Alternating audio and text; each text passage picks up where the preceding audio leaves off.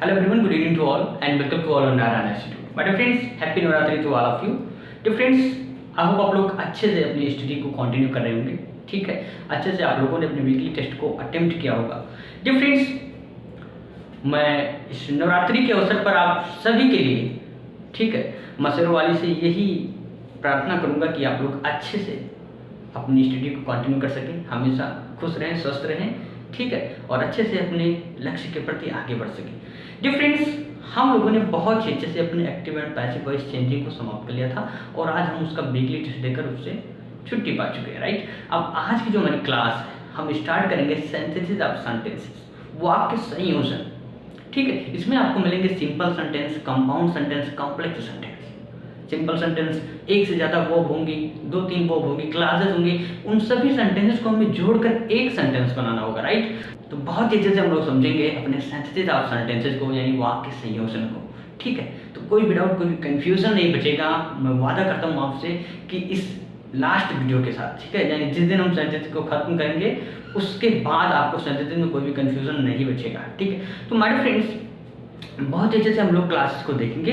तो मैं आप सभी को इंसिस्ट करूंगा कि आप केवल वीडियो को ध्यान से देखें, क्योंकि इसमें आपको सेंटेंसेस का नोट्स भी पीडीएफ मिलने वाला, राइट।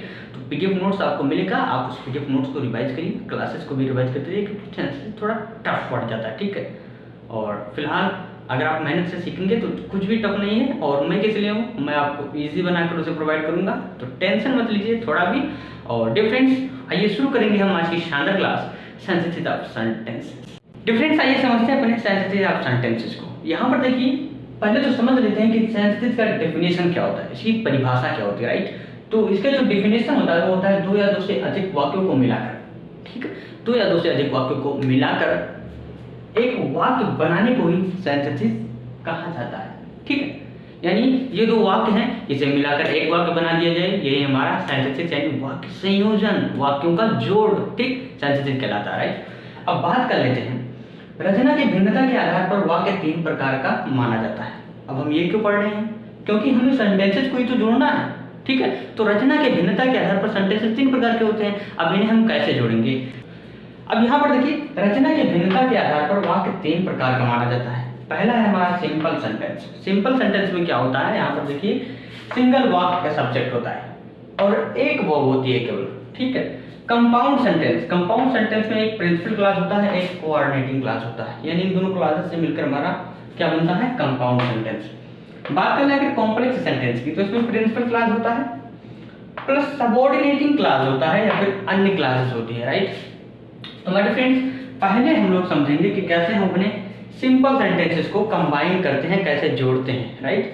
फिर हम समझेंगे कि कैसे हम कंपाउंड सेंटेंसेस को कंबाइन करते हैं, फिर समझेंगे कॉम्प्लेक्स सेंटेंसेस को कैसे कंबाइन करते हैं, ठीक है। तो आज का जो हमारा बेसिकली टॉपिक है, ठीक है, पहले समझ लेते हैं हम सिंपल सेंटेंस की डेफिनेशन को, सिंपल सेंटेंसेस होते क्या है, ठीक है। फिर समझ लेते हैं सिंपल सेंटेंसेस को कैसे कंबाइन करते हैं, किन मेथड्स के द्वारा, किन विधियों के द्वारा, किन का प्रयोग करके हम कंबाइन करते हैं। तो आइए पहले समझते हैं अपने सिंपल सेंटेंसेस को बहुत ही डिटेल, एकदम रूट से आइए समझते हैं। दोस्तों आइए समझते हैं पहले अपने सिंपल सेंटेंसेस को, ठीक है। यहाँ पर देखिए, सिंपल सेंटेंस यानी इन्हें कहते हैं हम साधारण वाक्य, ठीक है।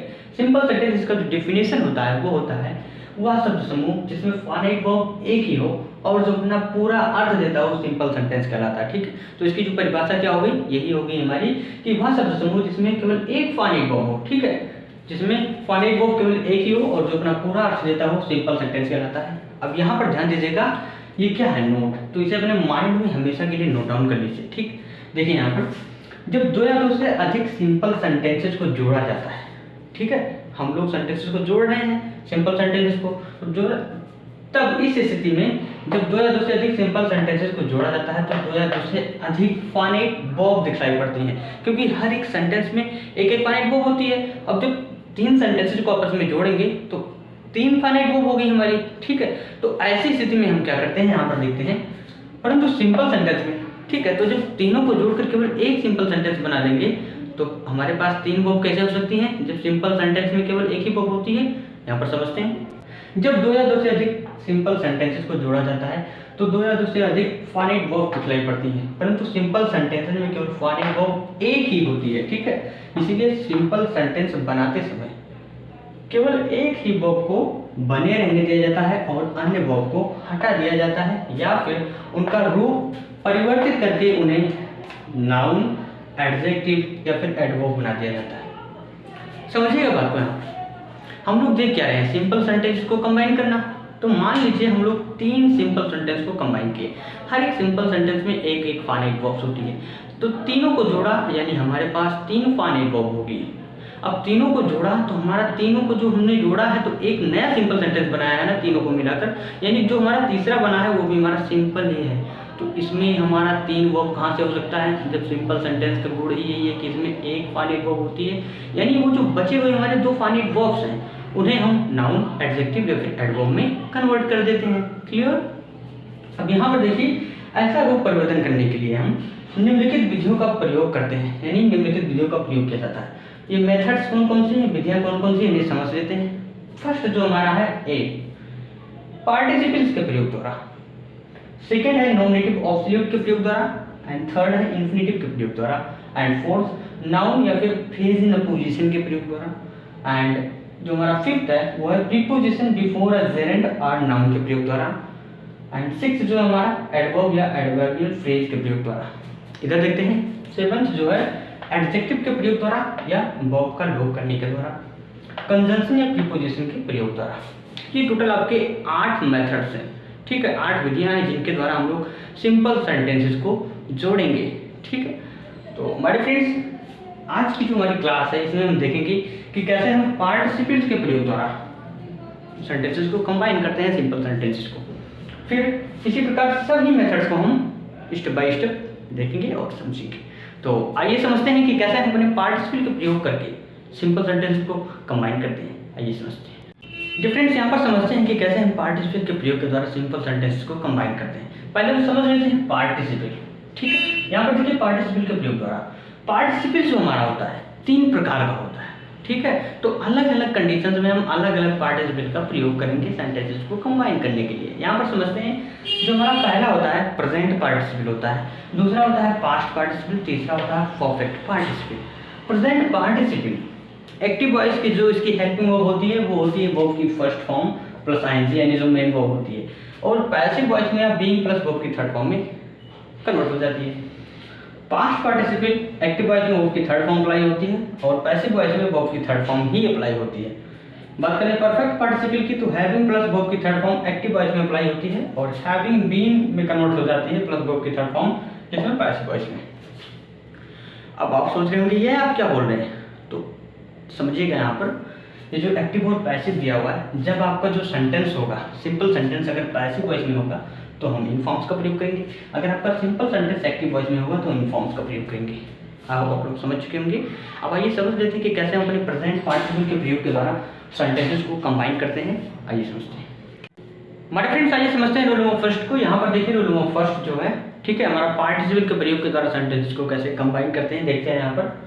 आइए समझते हैं रोल नंबर फर्स्ट। उन वाक्यों को पार्टिसिपल से जोड़कर सिंपल सेंटेंस बनाया जाता है जिनके सब्जेक्ट एक हो, यानी सब्जेक्ट समान हो। ठीक है, यदि दोनों वाक्यों में होने वाले कार्यों के बीच समय का अंतर अत्यधिक कम है या फिर ना के बराबर है तो प्रेजेंट पार्टिसिपल का प्रयोग करते हैं। ठीक, अब यहाँ पर समझते हैं कि इसे हम कैसे कंबाइन करते हैं। पहले हुए कार्य के वाक्य के सब्जेक्ट को हटा देते हैं, यानी जो कार्य हमारा पहले होता है उसे हटा देते हैं। ठीक है, उसकी क्रिया को प्रेजेंट पार्टिसिपल की अवस्था में बदलेंगे, यानी ये जो स्व है इसे हम प्रेजेंट पार्टिसिपल की अवस्था में बदलेंगे तथा कॉमा लगाकर यहाँ पर कॉमा लगाएंगे, दूसरे सेंटेंस को ज्यों करते हैं जोड़ देते हैं, यानी जो हमारा दूसरा सेंटेंस है उसे ज्यों करते हैं वैसे जोड़ देंगे। आइए करते हैं चेंज। यहाँ पर देखिए ही स्वामी, यहाँ पर आपने देखा कि पहले हुए कार्य, तो पहला कार्य क्या है, ही स्वामी, उसने मुझे देखा, ही रहने पे वो भाग गया। ठीक है, तो पहला कार्य क्या हुआ है, उसने मुझे देखा है, तो ये कार्य पहले हुआ, तो पहले हुए कार्य के वाक्य के सब्जेक्ट को हटा देंगे, तो ही को तो हटा दिया। उसकी क्रिया, तो क्रिया क्या है, स्व। ठीक, अब इसको ये जो हमारा स्व है इसे हम प्रेजेंट पार्टिसिपल की अवस्था में बदलेंगे, तो स्व हमारी वर्ब की सेकंड फॉर्म है, प्रेजेंट पार्टिसिपल की अवस्था क्या है, वर्ब की आईएनजी फॉर्म, ये होगी हमारी प्रेजेंट पार्टिसिपल, यानी स्व को हम सीइंग में बदल देंगे। फिर देखिए बदलेंगे तथा ऑब्जेक्ट को ऐसे लिख देंगे यहाँ पर सीइंग मी, तो सीइंग मी यहाँ पर लिखा। अब यहाँ पर हम कॉमा लगाएंगे, अब इस सेंटेंस को जो कहते हो जोड़ देंगे, यानी ही, यहाँ पर कॉमा लगाया, अब यहाँ पर लिखेंगे ही रैन अवे। अब इसका मीनिंग क्या निकला कि सीइंग मी, मुझे देखकर ही रैन अवे, वह भाग गया। Second sentence, I heard the noise I woke up once, मैंने आवाज सुनी, मैं एक बार में उठ गया। तो किसने आवाज सुनी? मैंने सुनी, ये हमारा क्या है? सब्जेक्ट। तो मैंने आवाज सुनी यानी पहले ये काम हुआ है, आवाज सुना है, उसके बाद ये उठा है एक बार में, ठीक है, यानी ये कार्य पहले हुआ, तो पहले हुए वाले कार्य के सब्जेक्ट को हटा देंगे। इसका जो हर्ड है इसे हम हियरिंग में कन्वर्ट कर देंगे, यानी आईएनजी फॉर्म में, तभी हमारा प्रेजेंट पार्टिसिपल होगा, ठीक है, यानी यहाँ पर क्या हो जाएगा? हियरिंग। फिर ऑब्जेक्ट को ऐसे लिख देंगे, यानी हियरिंग द नॉइज, फिर कॉमा लगाएंगे हम यहाँ पर। अब दूसरे सेंटेंस को जैसे का वैसे हम जोड़ देंगे, यानी आई वोक अप वंस। अब इसका मीनिंग क्या निकला? हियरिंग द नॉइज, यानी आवाज सुनकर आई वोक अप वंस, ठीक, मैं एक ही बार में उठ गया, ठीक है।